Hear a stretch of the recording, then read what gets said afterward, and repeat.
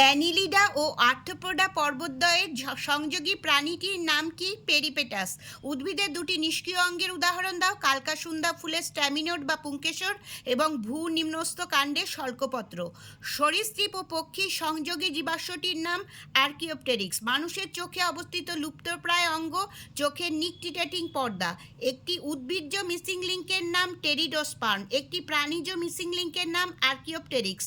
সরীসৃপ ও স্তন্যপায়ী শ্রেণীর মধ্যে সংযোগী প্রাণী হচ্ছে হংসচঞ্চু বা প্ল্যাটিপাস। উদ্ভিদের দুটি জীবন্ত জীবাশ্মের উদাহরণ হচ্ছে গিঙ্গো বাইলেবা এবং ইকুইজিটাম। যে সকল অঙ্গের উৎপত্তি ও গঠন এক কিন্তু কাজ ভিন্ন তাদের কিরূপ অঙ্গ বলে? সমসংস্থ অঙ্গ। ঘোড়ার বিজ্ঞানসম্মত নাম ইকুয়াস ইকুয়াস।